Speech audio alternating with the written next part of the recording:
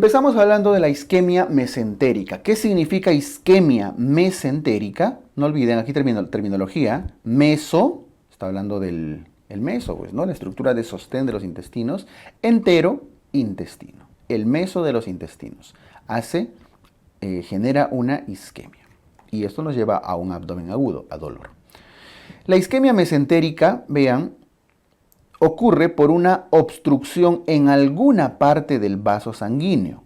Dependiendo de qué tronco se obstruye, se van a necrosar o van a hacer isquemia diferentes partes de los intestinos.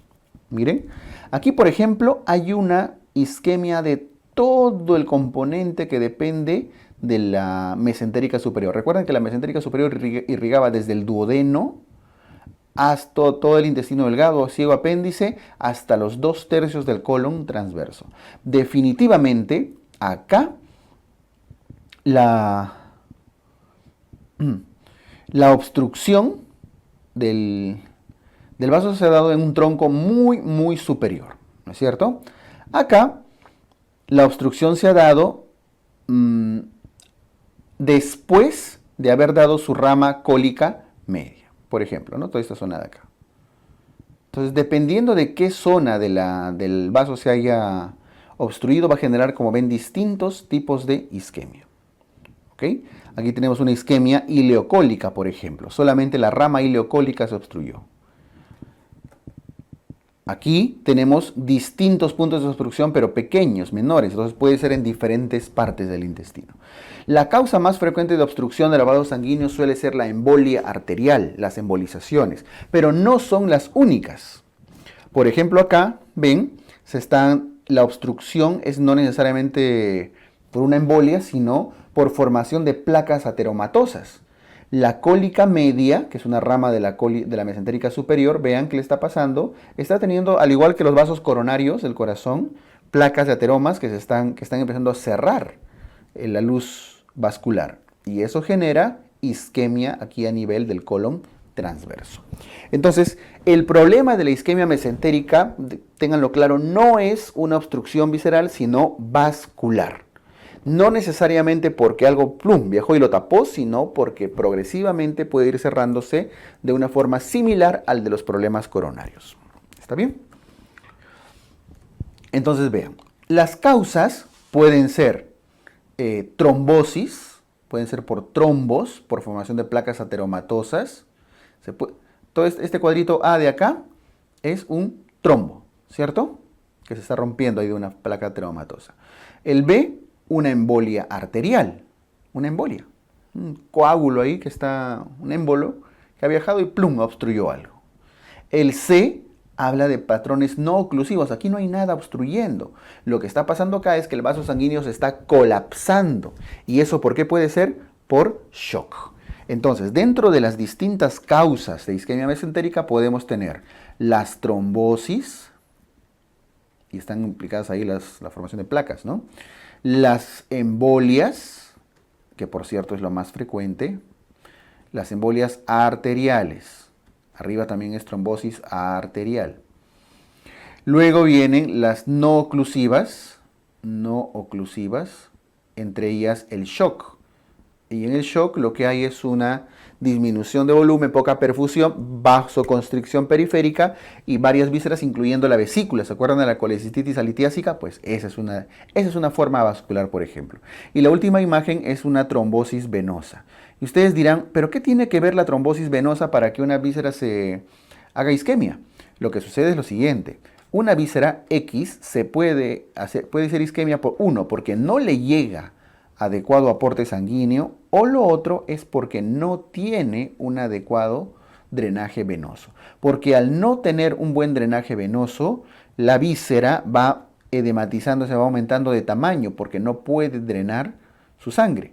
Entonces, de forma retrospectiva, atrás, va bloqueando la entrada de más sangre, porque no puede meterse más comida a la boca si no termina de masticar, ¿no es cierto? Si no logra pasar lo que tiene. Entonces, una trombosis venosa también puede generar indirectamente isquemia. En las vísceras sólidas eso se va a notar mucho mejor, ¿eh? De ahí vienen los infartos blancos, los infartos rojos y demás. ¿Se entiende? Listo. Entonces las causas son Todas las que estamos poniendo ahí y otras más. Estas son las principales. De todas estas causas de obstrucción, de isquemia mesentérica, la más frecuente de todas es la embolia arterial. Entonces, acá en generalidades, causa, voy a poner embolismos o embolizaciones arteriales en primer lugar. De hecho, casi todos los casos clínicos que podrían venir acá en este tema, suele presentar un paciente con antecedente de cardiopatías.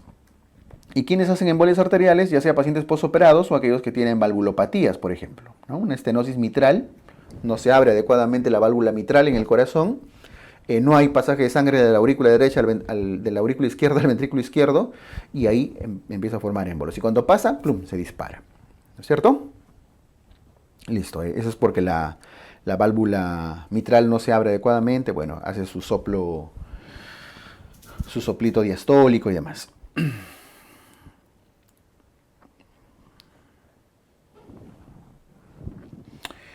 ¿Qué más?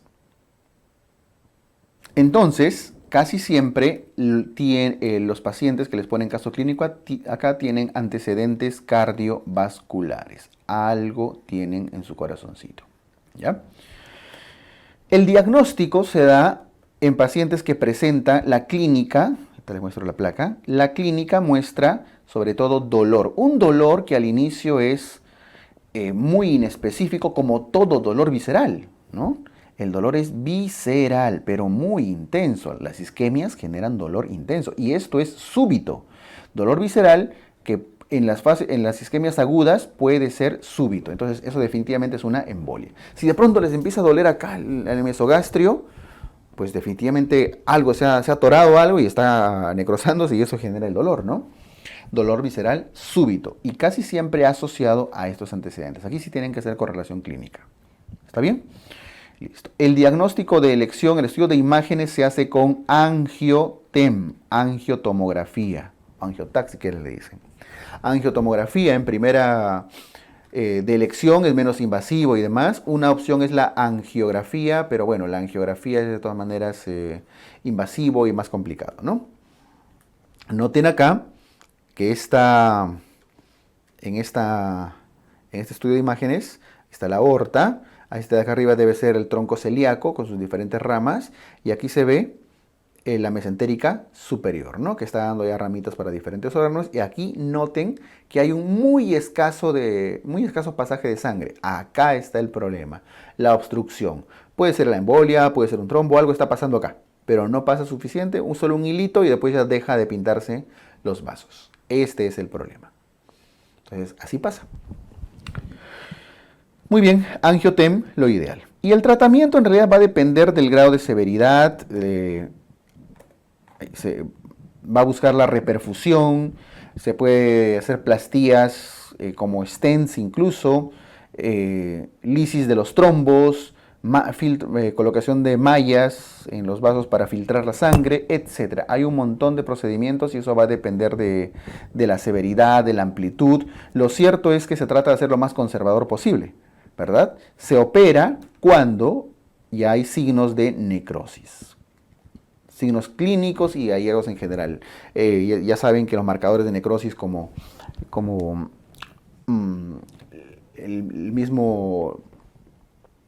la misma leucocitosis, LDH y demás otros marcadores de laboratorio pueden indicarnos la necesidad de una cirugía. Y evidentemente lo más importante siempre es la mala evolución clínica, ¿no?